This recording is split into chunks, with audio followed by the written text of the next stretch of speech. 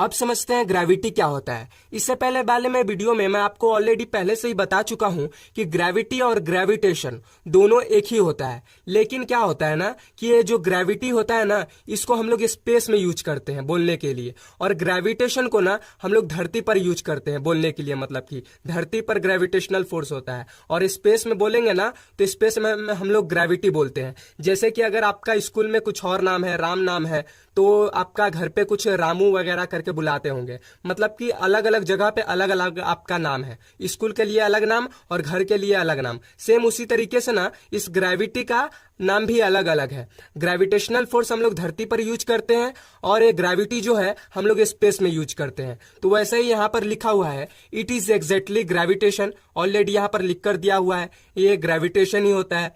और यहाँ पर क्या होता है, attraction between earth and any other object. Attraction between earth and any other object, यहाँ पे आ गया ना स्पेस वाला बात, अर्थ के बीच में और दूसरे ऑब्जेक्ट के बीच में कंपेयर किया गया है। तो यानी कि ग्रेविटी को स्पेस में यूज किया जाता है और ग्रेविटेशन को धरती पर यूज किया जाता है। लेकिन दोनों जो होता है ना वो एक ही चीज होता है। यानी कि कैसे आपका नाम, आप तो एक ही हो ना, लेकिन आपका दो नाम है, एक स्कूल के लिए अलग और एक घर के लिए अलग। वैसे ही ये ग्रेविटी का भी ना नाम दो है, ग्रेविटी और ग्रेविटेशन। तो इन दोनों में कंफ्यूज नहीं होना है, ठीक है। ग्रेविटी स्पेस के लिए यूज किया जाता है और ग्रेविटेशन धरती पर यूज किया जाता है। अब हमारा अगला पॉइंट है मोशन। मोशन क्या होता है, तो मैं आपको पहले बता देना चाहता हूं कि ये ग्रेविटेशन चैप्टर में कोई भी ये मोशन वगैरह ये सब नहीं है, लेकिन मैं इसीलिए आपको समझा रहा हूं ताकि आपको ये चैप्टर समझने में आसानी। मोशन बहुत सारे टाइप के होते हैं, लेकिन मैं यहाँ पर सिर्फ 3 टाइप का लिखा हूं, linear motion, circular motion, oscillatory motion. लेकिन इसमें से लीनियर मोशन और ऑसिलेटरी मोशन इसको हमको अच्छे से नहीं समझना है, आपको पहले ही पढ़ चुके होंगे। हम लोग को बस सर्कुलर मोशन अच्छे से समझना है, ठीक है। तो मैं आपको लीनियर मोशन थोड़ा सा समझा।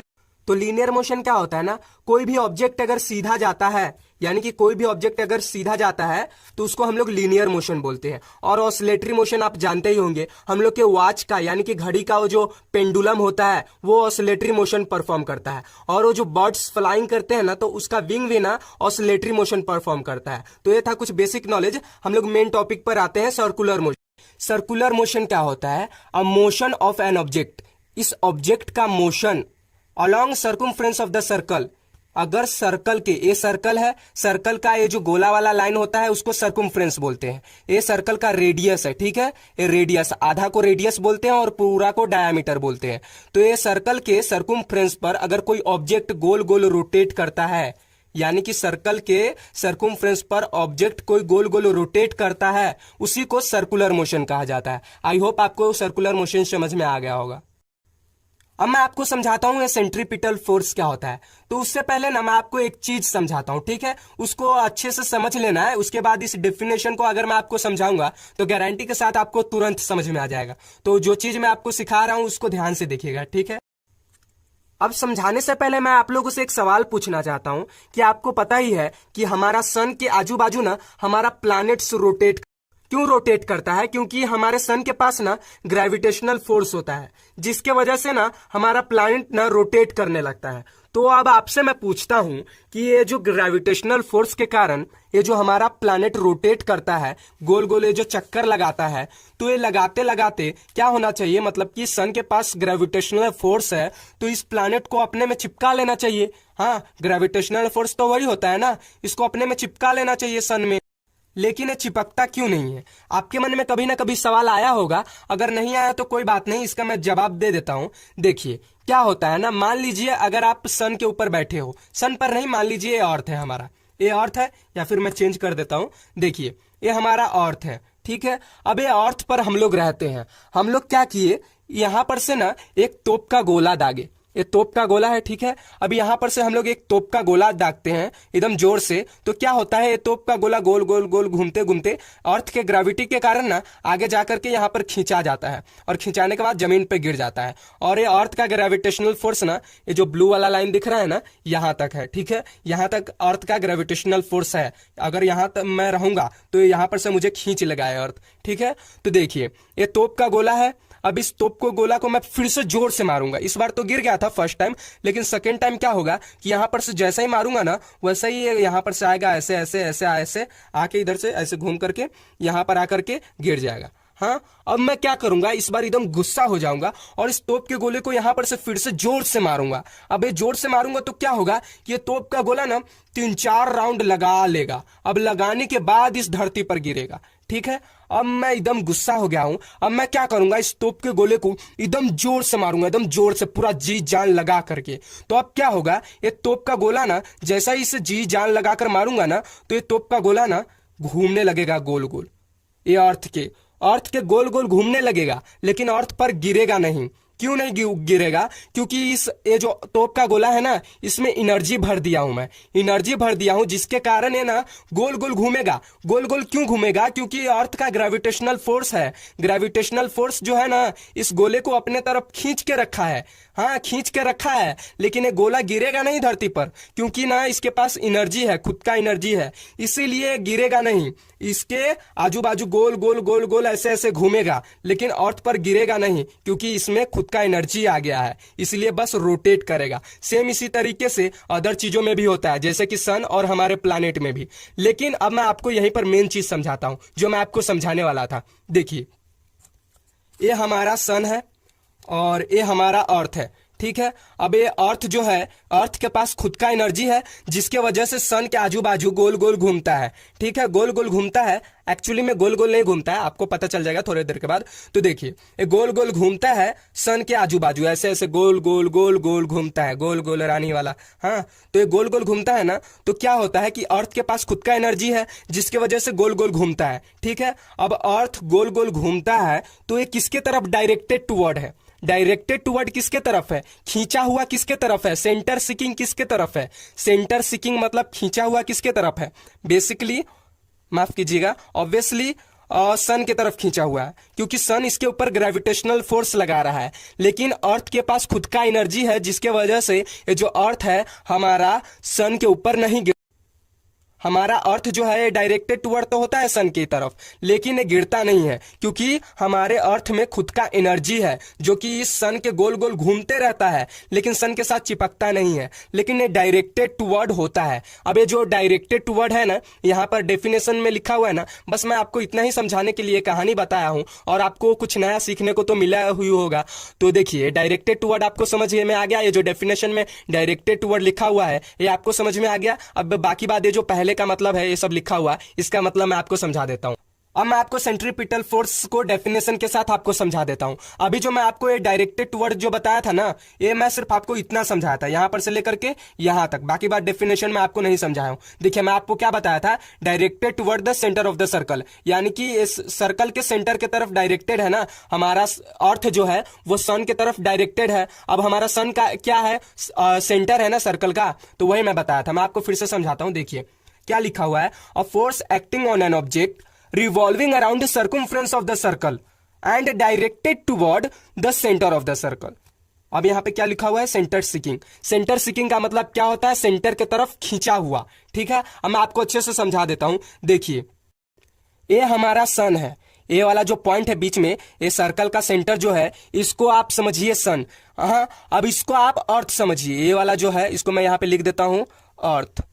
पता नहीं आपको दिख रहा होगा कि नहीं, लेकिन समझने का कोशिश कीजिएगा आप लोग। तो देखिए, ये अर्थ है, हाँ, और ये सन है, एस फॉर सन। हाँ, ये अर्थ है और ये सन है। ये हमारा अर्थ क्या करता है, ये सन के आजू बाजू गोल गोल रोटेट करता है। अब किस पर रोटेट करता है, सर्कल के सर्कुम्फ्रेंस पर रोटेट करता है, गोल गोल रोटेट करता है। तो वही यहाँ पे लिखा हुआ है। लेकिन क्या होता है, ये डायरेक्टेड टुवर्ड होता है, यानी कि ये जो सन की तरफ खींचा हुआ होता है। क्यों खींचा हुआ होता है? क्योंकि सन जो है इस पर ग्रेविटेशनल फोर्स लगाता है। हाँ, मैं आपको अच्छे से समझाता हूँ। A force acting on an object, यानी कि एक ऑब्जेक्ट पर जो फोर्स एक्ट होता है, ये ऑब्जेक्ट है, अभी इस ऑब्जेक्ट पर जो फोर्स एक्ट हो रहा है, revolving around circumference of the circle, यानी कि सर्कल के सर्कुम्फ्रेंस पर ये जो गोल गोल, रिवॉल्विंग मतलब ये जो गोल गोल घूमने वाला फोर्स अप्लाई हो रहा है, एक्ट हो रहा है, जो फोर्स अप्लाई हो रहा है गोल गोल घूमने वाला, directed toward the centre of the circle. यही मेन है, directed toward the centre of the circle. Directed toward the centre of the circle, यानी कि सर्कल के सेंटर के तरफ खींचा हुआ है ना, उसी को बोलते हैं सेंट्रीपिटल फोर्स। सेंटर सीकिंग मतलब सेंटर की तरफ खींचा हुआ। अब मैं आपको एक एग्जांपल से समझाता हूं। देखिए, ये हमारा क्या है, अर्थ है, और ये हमारा सन है। तो सन आपको नहीं दिखेगा क्योंकि मैं इसको पकड़ लिया हूं। अर्थ को देखिए, तो मैं इसको गोल गोल घुमाता हूं तो क्या होता है, अर्थ हमारे आजू बाजू गोल गोल घूम रहा है, लेकिन डायरेक्टेड टुवर्ड किधर है, सन के तरफ है ना, यानी कि सर्कल के सेंटर के तरफ है। इसको मैं गोल गोल घुमाता हूं तो किधर घूम रहा है, सर्कल के सर्कमफ्रेंस पर घूम रहा है ऑब्जेक्ट। जो हमारा अर्थ है, इस सर्कल के यहां पर रख के मैं आपको बताता हूं।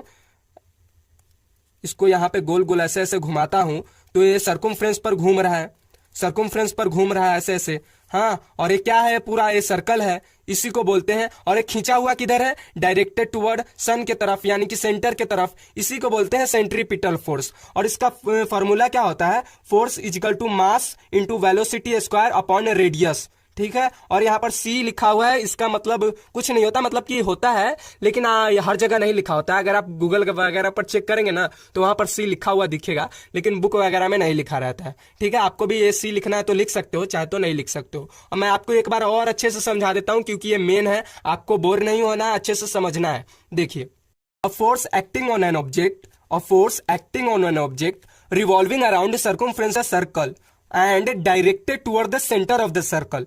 हाँ, सेंटर सीकिंग, सेंटर की तरफ खींचा हुआ, यानी कि एक ऑब्जेक्ट पर जो फोर्स एक्ट हो रहा है सर्कमफ्रेंस, यानी कि सर्कल के सर्कमफ्रेंस पर घूमने वाला, रिवॉल्विंग करने वाला, यानी कि घूमने वाला, और वो जो directed toward the centre of the circle, यानी कि सर्कल के सेंटर के तरफ जो एक खींचा हुआ होता है ना, सेंटर के तरफ ये जो खींचा हुआ होता है, इस सेंटर के तरफ खींचा हुआ है ना, सेंटर के तरफ खींचा हुआ, सेंटर की तरफ खींचा हुआ, इसी को बोलते हैं सेंट्रीपिटल फोर्स। आपको अच्छे से डेफिनेशन याद कर लेना है, एग्जाम में आता है, और इसका फॉर्मूला भी याद कर लेना है आपको। ऐसे फॉर्मूला आपको मैं फिर से बोल दूं, force is equal to mass into velocity square upon radius. आपको याद भी हो गया होगा शायद से, लेकिन आपको नोटबुक में लिख लेना है और याद करते जाना है। और मैं आपको पहले वाले भी वीडियो में बोला था, ये सब स्क्रीनशॉट मारने का झंझट नहीं करना है, आपको नोटबुक में लिखते जाना। हमारा अगला पॉइंट है केपलर लॉ। एक केपलर लॉ क्या होता है, देखिए फ्रेंड्स, एक केपलर नाम का ना एक साइंटिस्ट था।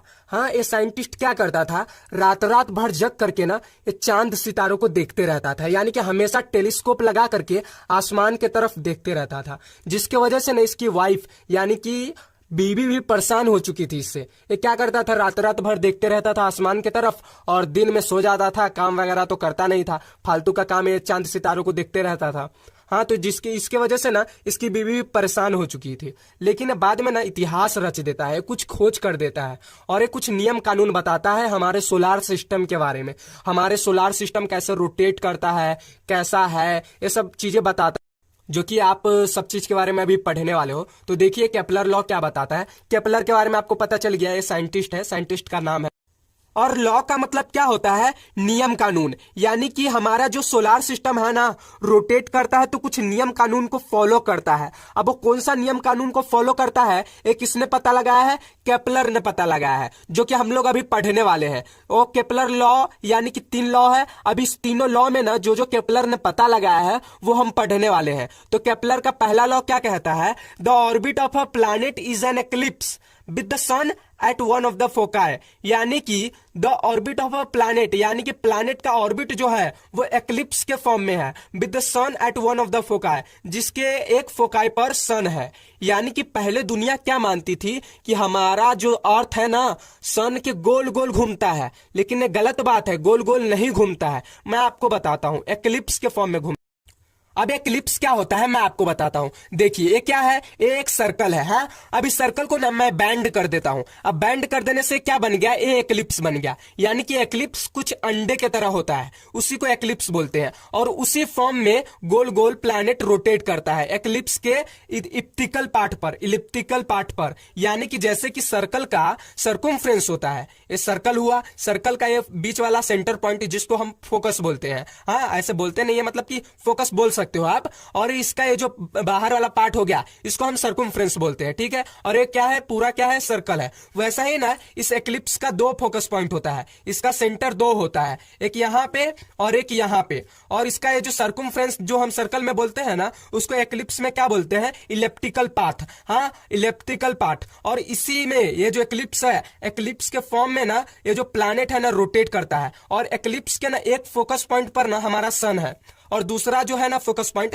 यहाँ पे कुछ नहीं है। और इसके ये दूसरे फोकस पॉइंट के बाहर ना हमारा प्लैनेट रोटेट करता है गोल गोल। तो यहाँ पर बस एक ही प्लैनेट बना हुआ है और एक ही प्लैनेट का ऑर्बिट बना हुआ है, बाकी बात ऑर्बिट नहीं बनाया हूं मैं, और आपके बुक में भी बाकी बात ऑर्बिट का नहीं दिया हुआ है। बस यही पहला लॉ है, ये जो केपलर का पहला लॉ यही बताता है। अब मैं आपको अच्छे से समझा देता हूं। देखिए, the orbit of a planet, the orbit of a planet, यानी कि प्लैनेट का ऑर्बिट जो है वो एक्लिप्स के फॉर्म में है। Is an eclipse, is an eclipse, यानी कि ये सर्कल में नहीं है। पहले पूरा दुनिया क्या मानता था, ये जो सन के आजू बाजू ना हमारा प्लैनेट है गोल गोल रोटेट करता है, लेकिन ऐसा नहीं है। एक्लिप्स के फॉर्म में रोटेट करता है, ऐसे ऐसे रोटेट करता है, अंडे के फॉर्म में। हाँ, गोल गोल रोटेट नहीं करता है। यही बात केपलर ने बताया था, दिन रात जाग करके, एकदम रात रात भर जाग करके उसने पता किया। हाँ, with the sun at one of the foci, with the sun one of the foci, यानी कि इस एक्लिप्स का दो फोकस पॉइंट होता है, एक फोकस पॉइंट यहां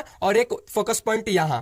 अब इन दोनों में से ना आप कहीं पर भी सन को बैठा सकते हो। तो एक फोकस पॉइंट पे ना हमारा सन होता है, एक फोकस पॉइंट पे हमारा सन होता है। और इसको हम फोकाई क्यों बोलते हैं, क्योंकि फोकस ना सिंगुलर वर्ड हुआ और फोकाई प्लूरल, यानी कि ये जो एक्लिप्स है ना इसमें दो फोकस पॉइंट है ना, तो एक से ज्यादा हुआ, यानी कि सिंगुलर रहता तो फोकस पॉइंट बोल देते, जैसे कि इस सर्कल में हम लोग बोले थे फोकस, हाँ, सेंटर का फोकस। लेकिन इस इलिप्स में ना क्या होता है, दो फोकस पॉइंट होता है, तो हम लोग इसको फोकस फोकस थोड़ी ना बोलेंगे, इसको फोकाई बोलेंगे प्लूरल में, ठीक है। आपको इसको समझ के लेना है। तो देखिए, मैं आपको फिर से एक बार अच्छे से बोल देता हूं और इसको याद कर लेना है और अच्छे से लिख लेना है। तो देखिए, the orbit of a planet is an eclipse, The orbit of a planet is an ellipse with the sun at one of the foci.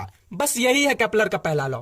Orbit जो है प्लैनेट का वो एक्लिप्स के फॉर्म में है और इसके दो फोकस पॉइंट होता है, जिसके एक फोकस पॉइंट पर ना हमारा सन होता है। या फिर इस पॉइंट पर सन को रख दो या फिर इस पॉइंट पर, तो मैं इस पॉइंट पर रखा हूं, ठीक है, समझने के लिए। अब केपलर का सेकेंड लॉ क्या कहता है, the line joining the planet and the sweep area in equal interval of, यानी कि अगर हम एक लाइन ज्वाइन कर दे, एक लाइन ज्वाइनिंग कर दे सन से लेकर के प्लैनेट के बीच में, यानी कि प्लैनेट के ऑर्बिट से हम लोग अगर लाइन ज्वाइन कर दे सन तक। मान लीजिए हमारे प्लैनेट का अर्थ का ऑर्बिट है, हमारा अर्थ किस पे रोटेट करता है, इलिप्टिकल पाथ, इलिप्स के फॉर्म में। जैसे सर्कल में सर्कमफ्रेंस होता है वैसे इलिप्स में इलिप्टिकल पाथ होता है। तो ये हमारा अर्थ है इलिप्टिकल पाथ में रोटेट करता है और उसके एक फोकाई पे, यानी कि दो फोकस होता है ना, तो दो फोकस को क्या बोलते हैं हम लोग, फोकाई बोलते हैं ना। तो एक को फोकस बोलेंगे लेकिन दो को फोकाई बोलेंगे। तो एक फोकाई पे हमारा सन हो गया और एक फोकाई पे तो खाली रहता है। हाँ, तो उसके आजू बाजू ये जो ऑर्बिट होता है बहुत सारा, उसमें से सिर्फ एक ऑर्बिट यहाँ पे बना हुआ है। तो देखिए, एक ऑर्बिट किसका बना हुआ है, अर्थ का बना हुआ है। मान लीजिए, हाँ, अर्थ का बना हुआ है, ये हमारा अर्थ है। अब ये अर्थ ना अगर यहां पर रखता हूं मैं ए पॉइंट पे, तो ए पॉइंट से जब ये बी पॉइंट तक एरिया कवर करेगा ना, वो 20 स्क्वायर फुट होगा। हाँ, और इसका ये जो डिस्टेंस है ना, ये वाला लाइन का जो डिस्टेंस है ना, ये 5 लाख किलोमीटर होगा। और ये कितने टाइम में कवर है, 3 दिन।